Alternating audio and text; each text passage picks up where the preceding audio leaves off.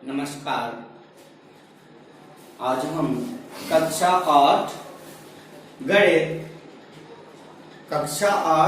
गणित प्रश्नावली 2.2 के सवालों को हल करना सीखेंगे। 2.1 में हमने पक्षांतर करने की विधि से और बिना पक्षांतर करने की विधि से सवालों को हल करना सीखा। आज हम उसी विधि का उपयोग भी करेंगे, साथ ही कुछ अवार्ती सवाल, थ्योरिकल सवाल जो हैं उनको हम हल करेंगे। तो हम एनसीईआरटी हिंदी माध्यम कक्षा 8 जो गणित है उसके सवालों को हल करेंगे। आप क्वेश्चन पढ़ेंगे। एक प्रश्नावली 2.2। पहला सवाल है, अगर आपको किसी संख्या से 1/2 घटाने और परिणाम को 1/2 से गुणा करने पर 1/8 प्राप्त होता है तो वह संख्या क्या है? ठीक, आइए हम सॉल्व करते हैं। सवाल दिया है, हमारे पास सवाल है, अगर आपको किसी संख्या से 1/2 घटाने पर और परिणाम अर्थात जो आंसर आएगा उसको 1/2 से गुणा करने पर 1/8 प्राप्त होता है, तब आपको वह संख्या ज्ञात करनी है। क्या ज्ञात करनी है? संख्या ज्ञात करनी है। मान लिया हमने प्रश्न क्रमांक है हमारा 1 हल कर रहे हैं। माना वह संख्या x है। क्या मान लिया हमने? वह संख्या x है। अब क्या कह रहे हैं? प्रश्न अनुसार, हम यहां लिखेंगे प्रश्नानुसार। जो अंग्रेजी माध्यम के बच्चे हैं उसको लिखेंगे लेट वी सपोज, माना x अकॉर्डिंग टू क्वेश्चन, प्रश्न अनुसार अकॉर्डिंग टू क्वेश्चन। प्रश्न कह रहा है किसी संख्या को 1/2 घटाना, x में से 1/2 घटा दें, एक और परिणाम को 1/2 से क्या कर दें? गुणा। जो आंसर आए इसका उसमें हम 1/2 से गुणा कर दें तो हमें 1/8 प्राप्त होता है। ठीक, कोई दिक्कत, कोई परेशानी नहीं है। संख्या में से 1/2 घटा दें और जो आंसर आए या जो आए उसको 1/2 से गुणा कर दें तो हमें 1/8 प्राप्त हो जाए। ठीक है, हमें क्या करना है? हमें सवाल सॉल्व करना है। अब आपको बिल्कुल चिंता नहीं करने की जरूरत। आपको ये सवाल कैसे सॉल्व करेंगे? सबसे पहले आप क्या करो, x - 1/2 यही लिखा रहने दो, जे 1/2 है उधर भेज दो। जब भी ये गुणा कर रहा है इधर उधर जाता है तो क्या होता है? पलट जाता है, भाग में चला जाता है। तो 1/2 था, ये 2/1 हो गए। ठीक, कोई प्रॉब्लम नहीं है, साफ प्रॉब्लम। अब हमने क्या किया, 2 एकम 2 और 2 चौके 8। ठीक है, अब यहाँ पे x लिखा है हमने, हमारे पास क्या बचा? 1/4 और जो 1/2 माइनस का था उधर जाकर क्या हो गया? 1/2 प्लस का हो गया। ठीक, प्लस माइनस में होगा तो उधर चिन्ह परिवर्तन करके जाएगा और गुणा में होगा तो भाग में चला जाएगा, अर्थात पलट जाएगा गुणा में जाके। अब हमने 4 और 2 का एलसीएम जब निकाला तो हमारा आंसर आ जाएगा 4। 4 और 2 का जब एलसीएम लेंगे तो कितना आ जाएगा? 4। अब 4 यहाँ है तो 4 का 4 में जब भाग लगाते हैं तो 1 आता है और जो आंसर आता है उसको गुणा करते हैं तो 1 प्लस 2 का 4 में भाग लगाएंगे, कितनी बार जाएगा? 2 बार। कितनी बार जाएगा? 2 बार। 2 दूना 4, तो 2 का 1 में गुणा करेंगे तो 2। इस प्रकार से 2 और 1 कितना हो गया? 3/4। हम लिखेंगे अतः वह संख्या 3/4 होगी। आंसर हो जाएगा हमारा, नीचे लिख देंगे अतः वह संख्या 3/4 होगी। अतः वह संख्या 3/4 होगी। ठीक है, यही हमारा उत्तर है प्रश्न क्रमांक 1।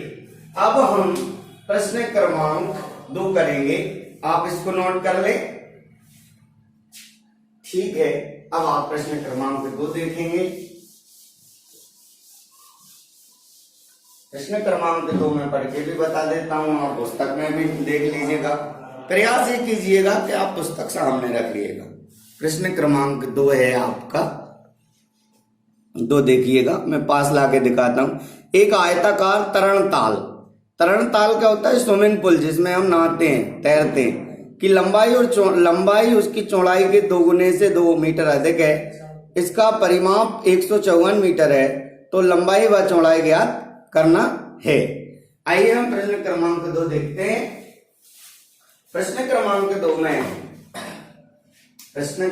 2 में एक मान लो तरण ताल है, स्विमिंग पूल है, जिसको हिंदी में हम तरण ताल कहते हैं। उसकी लंबाई उसकी चौड़ाई के 2 गुने से 2 अधिक है, 2 मीटर अधिक है उसकी लंबाई उसकी।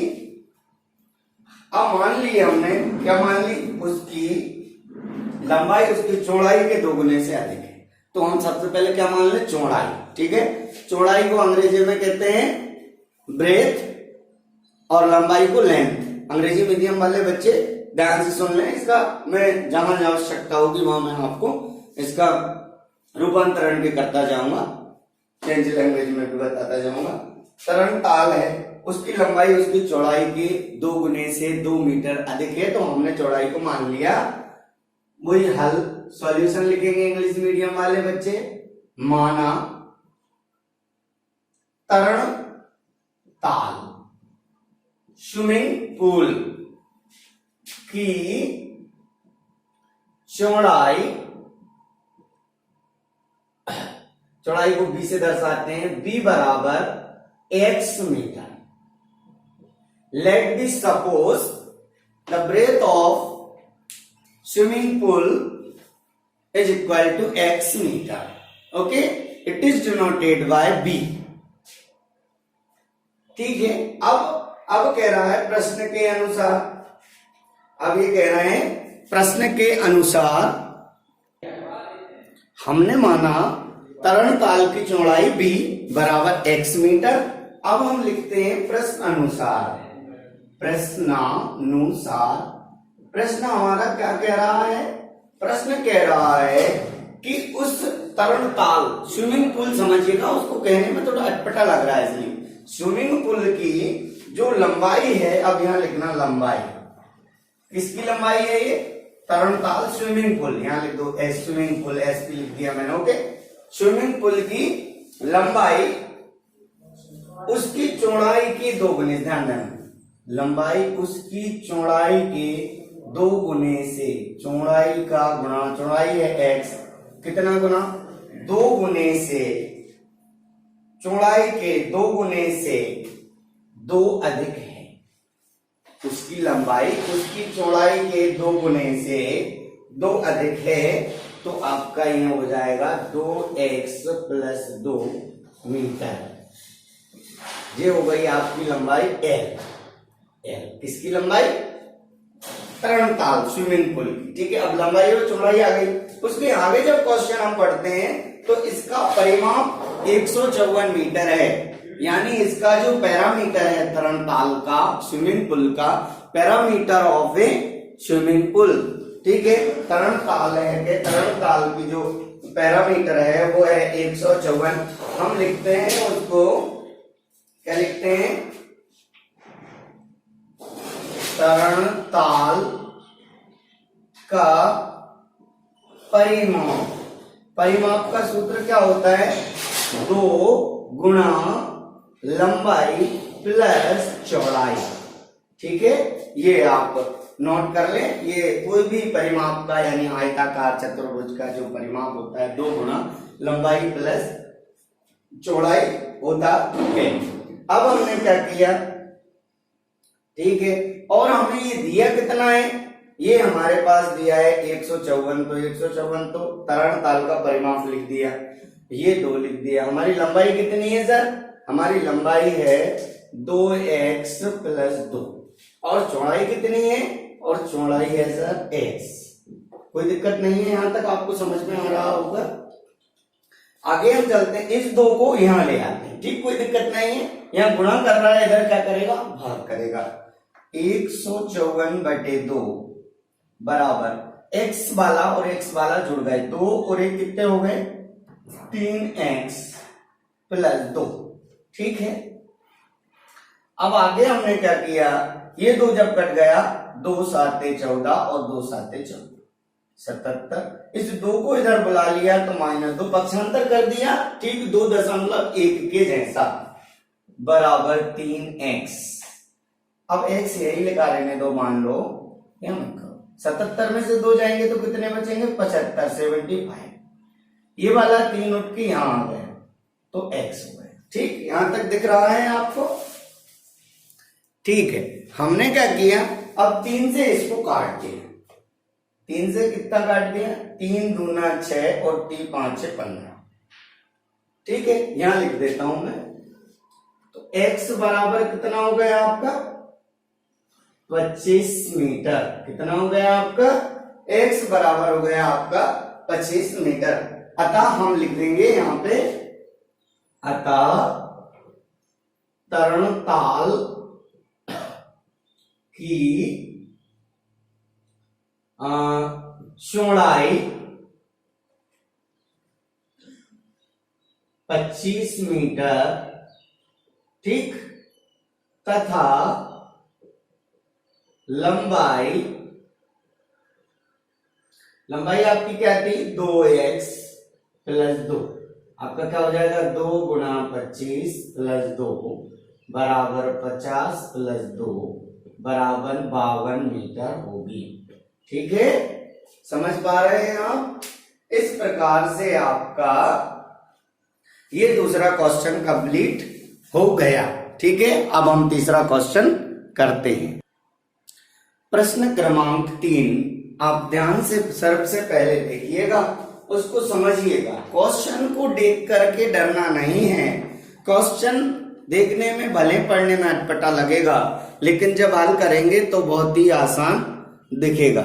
क्वेश्चन नंबर 3 है, एक समद्विबाहु त्रिभुज का आधार 4/3 सेंटीमीटर है तथा उसका परिमाप 4 सही 2/15 सेंटीमीटर है, उसकी 2 बराबर भुजाओं की माप ज्ञात कीजिए। सबसे पहली चीज, आपने त्रिभुजों के विषय में पहले से कुछ जानकारी होनी चाहिए। त्रिभुज 3 प्रकार के होते हैं भुजाओं के आधार पर, और 3 प्रकार के होते हैं कोणों के आधार पर, ठीक है। मैं भुजाओं के आधार पर थोड़ी सी संक्षिप्त चर्चा कर लेता हूं। वह त्रिभुज जिसकी तीनों भुजाएं बराबर हों, वह त्रिभुज समबाहु त्रिभुज कहलाता है, और एक त्रिभुज जिसकी एक भी भुजा बराबर ना हो, वह विषमबाहु त्रिभुज कहलाता है, और एक त्रिभुज जिसकी 2 भुजाएं बराबर हों, वह समद्विबाहु त्रिभुज कहलाता है। अर्थात हमें पढ़ना है समद्विबाहु त्रिभुज में आधार दिया है और शेष जो 2 भुजाएं हैं उसको ज्ञात करना है। तो आइए हम समझते हैं समद्विबाहु त्रिभुज में 2 भुजाओं को ज्ञात करना, प्रश्न क्रमांक 3 में, ठीक है। हल करेंगे हम। सबसे पहले एक समद्विबाहु त्रिभुज का नमूना बना लेते हैं। क्या बना लेते हैं, समद्विबाहु त्रिभुज का एक नमूना बना लेते हैं। मान लीजिएगा एक इस प्रकार का कोई त्रिभुज है जिसमें ये दोनों भुजाएं बराबर हैं और ये तीसरी भुजा बराबर नहीं है। कौन सी, ये वाली भुजा बराबर है इसके और ये वाली भुजा अलग है, ठीक है। कोई त्रिभुज दिख रहा है, इसको हमने नाम दे दिया समद्विबाहु त्रिभुज। क्या नाम दे दिया, इसका नाम दे दिया हमने समद्विबाहु त्रिभुज, ठीक है। अब इसमें ये कह रहे हैं कि इसका जो आधार है, इसका जो बेस है, वह 4/3 सेंटीमीटर है। ये कितना है, 4/3 सेंटीमीटर है, ओके। और इसका जो परिमाप है, पूरा का पूरा जो परिमाप होता है, परिमाप पैरामीटर ऑफ ए ट्राइंगल, वो है आपका 4/2/15 सेंटीमीटर। ठीक है, इतना दिया है हमें। अब ये कह रहे हैं कि ये दो साइड जो हैं वह भी किसकी हैं, समद्विबाहु त्रिभुज की हैं। दो भुजाएं, उनका मान क्या होगा। आइए हम मानते हैं, माना समद्विबाहु, चलिए मैं दोबारा लिख देता हूं, समद्विबाहु त्रिभुज की समान भुजाओं की लंबाई बराबर x। अब चूंकि इनने जो भी दिए हैं हमारे पास सेंटीमीटर में है, तो हम क्या किसमें ज्ञात करेंगे, सेंटीमीटर में ही ज्ञात करेंगे और x सेंटीमीटर लिख लेंगे।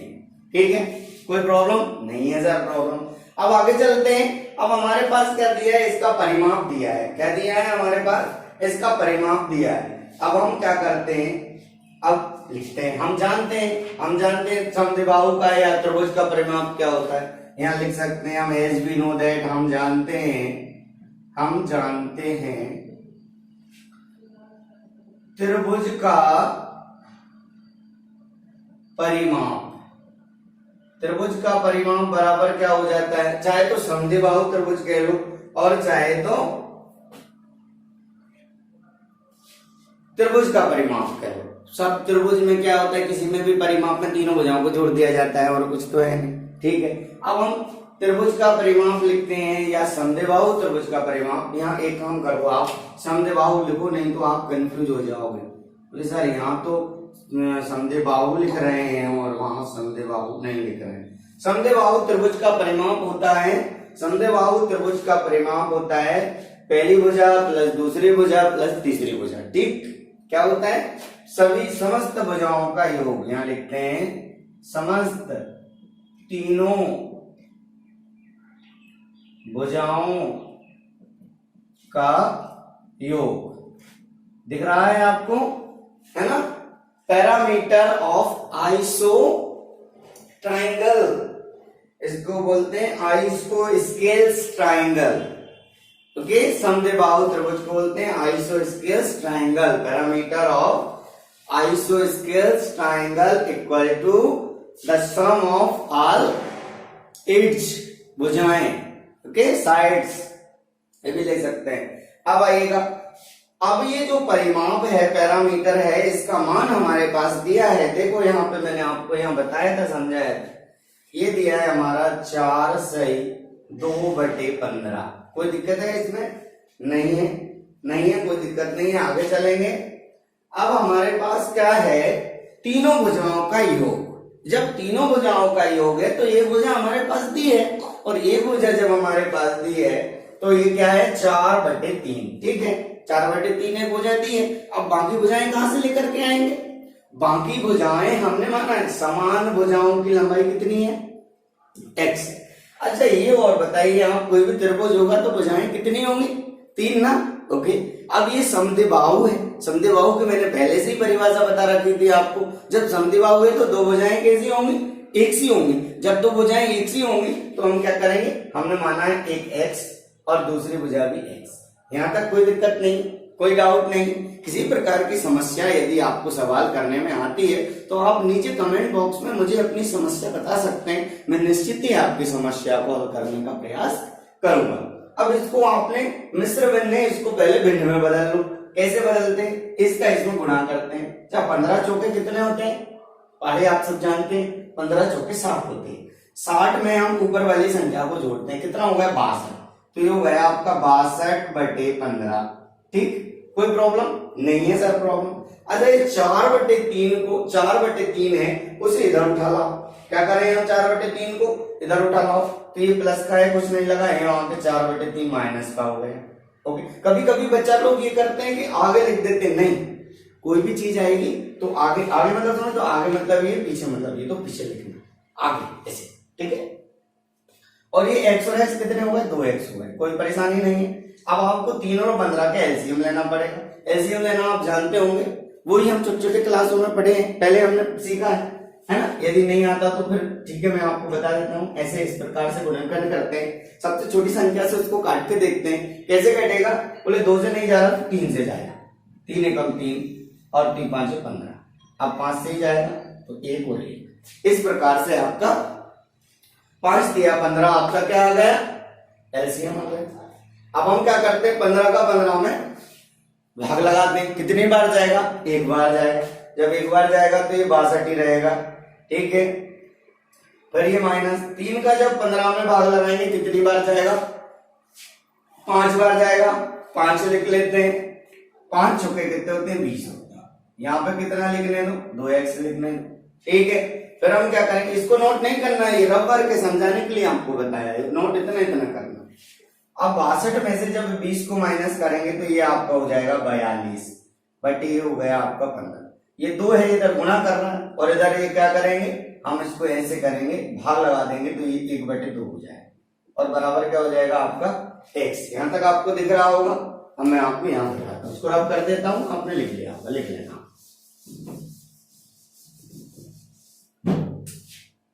अब हमने क्या किया, अब मैंने जब इधर सॉल्व किया तो देखो आप, ये 2 से 2 एकम 2, 2 दूना 4, 2 एकम 2 कट गया, कितना बचा 21। कितना बचा, यानी हम कहेंगे 21/15 बराबर x, ठीक है।